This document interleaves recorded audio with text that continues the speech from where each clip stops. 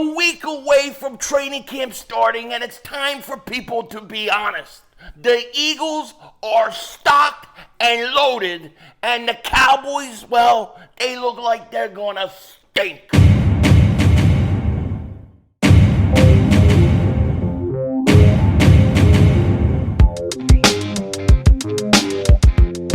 Dallas still stinks. You might the way, kick Dingbat here, and we are 1 week away from training camp.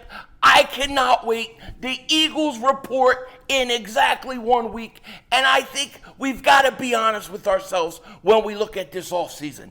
The Philadelphia Eagles are locked and loaded. This team is stocked, and I am not about to make any excuses for anything bad that happens. This team should be in, at the very least, the NFC Championship game, but this team is about to have a giant year, and I'm telling you right now, the Dallas Cowboys are in a world of trouble. Now, we got so much to get into, but before we start, we just want to say, as you could see, I am not home. I am traveling. I'm visiting family, and it was just too dang hot to go out there and film. So we're in here. It's a little cooler, and here's my thing.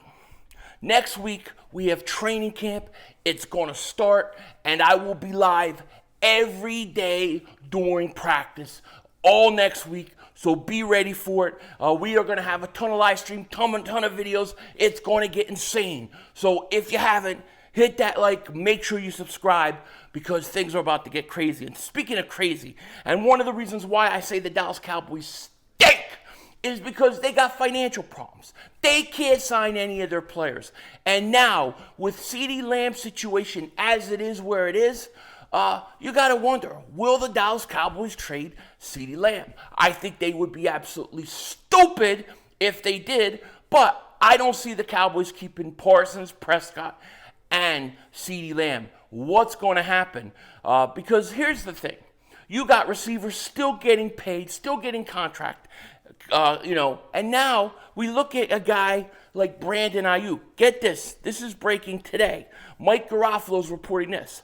Source, Pound 49ers All-Pro wide receiver Brandon Ayuk has officially requested a trade after an off-season of unsuccessful attempts to reach an extension. Despite a recent meeting with the Niners, haven't been willing to engage in negotiations since May. Ayuk has respectfully asked out. He wants out. He wants to go. Now, where Ayuk ends up, who the hell knows? I don't know. Buffalo, Kansas City. I'm just throwing names out there. However, I like Brandon Ayuk. I think he's a pretty good player. I would take Devontae Smith over Brandon Ayuk any day of the week, but he's a pretty good player. However, you have to wonder, what does this do for the Dallas Cowboys? They're looking at Ceedee Lamb, who's about to hold out. And now you got Ayuk, who's probably going to get shopped somewhere during training camp and preseason and traded and signed a contract. I have to point this out to say this. There hasn't been a repeat division champion in, since 2004. There won't be this year because the Cowboys can't win the division. This is a team that is about to collapse. And I think the Cowboys fans have to be honest with themselves. Do you know why Mark Holmes is acting so weird lately? Especially with all the things the last few days with his videos and stuff. You know why he's acting weird? Because he knows his team is done. And he's now run out of all season. See, Mark loved the all season because in the all season, he could talk his trash. But now, camp is about to start. Oh my God, I can't wait. It's 1 week away. But let's face it. He's a guy that is running out of excuses. There are no more excuses. So, he can basically, talk all the crap he wants. But I think the reality with the situation with the Cowboys is, and I mean this from the bottom of my heart, I don't think they're very good. I don't think they're going to be very good. And they got a lot of big problems financially, with the front office, with the quarterback. And they can cry and be happy about all their all-season statistics that they love to keep talking about repeatedly every year. But at the end of the day, he does this in the playoffs. You know what I mean? Now, also, tonight is the episode in which Saquon Barkley is going to leave the Giants for the Eagles. I cannot wait to see this, okay? I will definitely be watching that episode, talking about it tomorrow. It'll probably, hopefully, be the last one we have to talk about regards to the Hard Knocks, because once Barkley's gone, I don't care. I'm just very curious how the Giants are going to respond with I want to see what their offer is for Saquon Barkley. I want to see what they say and what they think when they realize he's going to the Eagles. It's going to be awesome to watch. I'm not going to lie. I've been waiting for this build up the last few weeks. So we'll talk about that tomorrow. And I'll probably have a video out. We'll have this video today. I'll probably have a video out tomorrow. Thursday, I'm not sure, but I'm still away, so I'm not doing videos every day. It's still slow. Once camp goes next week, of course, we'll be live for pretty much every day. And Philly Shakedown podcast will be starting again soon, so look for that. But it's going to be interesting. Now, one of the things that's happening right now as we speak is, and John McMullen, shout out to John McMullen. I thought he did a great piece about the rebranding of Nick Sirianni, okay? And he talked about how Nick Sirianni, found joy in this season and how Nick Sirianni is going to change. I want to say this about Nick Sirianni really quick, because I feel like, there's no denying that I have said all along that I probably would have let him go after last season. A historical collapse. I have my questions about a guy and being able to transform things. However, I am not rooting for him to fail. And I do think the things that they did could work for him. I think him not being in control of the offense, not being in control of defense, but being more of a CEO type coach, I actually think that fits him much better. I think that plays to his strengths. So I'm rooting for Nick Sirianni to do very, very well. I really am. And I thought it was interesting, his take on it and the things he said. So in the article, the rebranding of the Eagles coach Nick Sirianni, there were some interesting things that were said. What changed was the basic instinct of survival. He said, I love my offense, but I think at the end of the day, you have to do what you think is best for the team, Sirianni admitted to SI.com Eagles Today. And I think that's selflessness. Regardless of how much I love something, it's what's best for the team.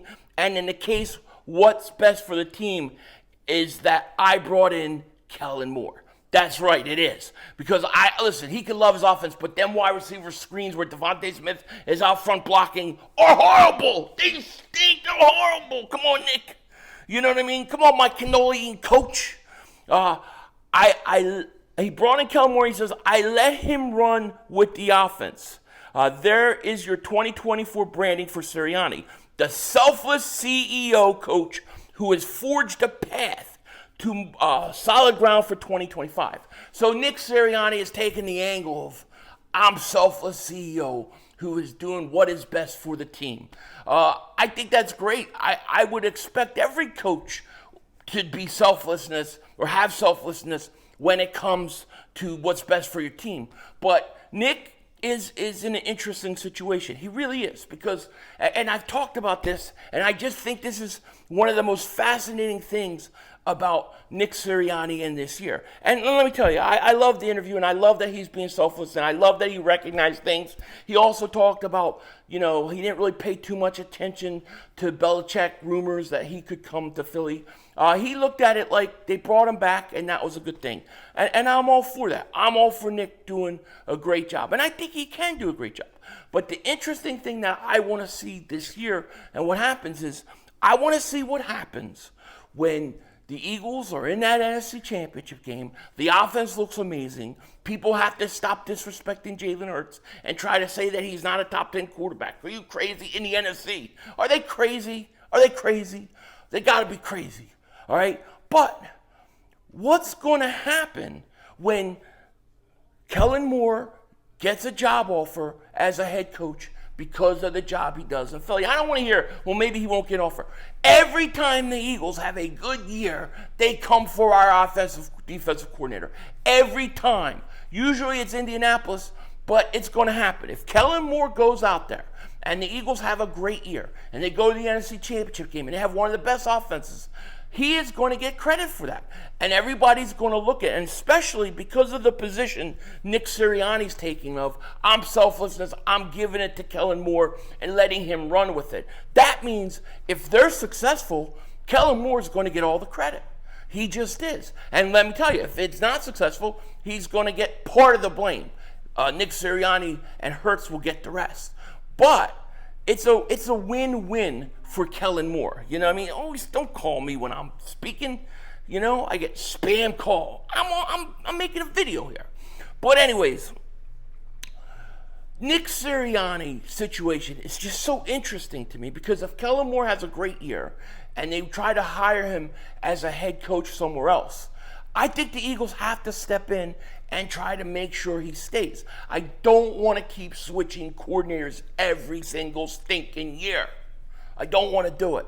So I hope that the Eagles will, I hope they could just pay Moore a ton of money and then he just stays on as offensive coordinator. That would be the best scenario. But what if he's like, no, my dream is to be a head coach. I've got to take this opportunity to be a head coach.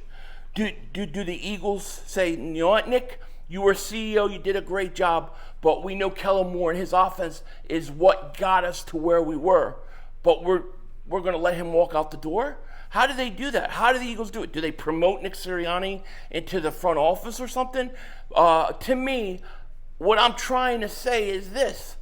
You can't keep switching coordinators every single year. And if Kellen Moore has a good year, and let's say they go to the NFC Championship game, or even their top 5 offense, somebody's going to want to hire him as a head coach. It's just going to happen. So the Eagles are going to have to try to do what they did with Stoutland, overpay him so he stays in the position he's in, or they're going to have to let him walk, or they're going to have to make him the head coach of the team. That'll be one of the fascinating things. And how will Nick Sirianni handle it? And I bring that up to say this. He talked about the rebranding of Nick Sirianni as a selfless coach. We're really going to find out how selfless he is when the Eagles go deep in the playoffs or whatever, and the decision has to be made on Kellen Moore. But I like where we're at. We're a week away, and let me tell you, this team is going to be good. They are going to be very, very, very good, and I can't wait. With that said, take care. Talk to you later, of course. Don't be a dingbat. Remember, it's Howie Vision. We're all just living in it.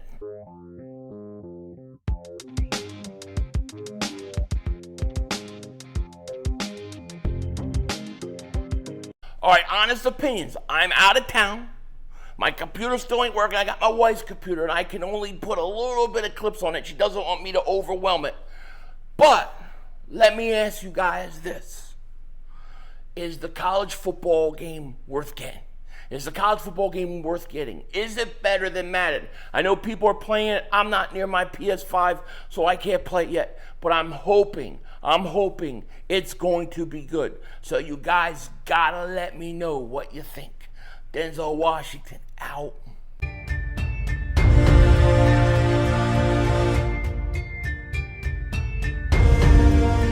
Hi, Michael Anthony Fitness here, MAF.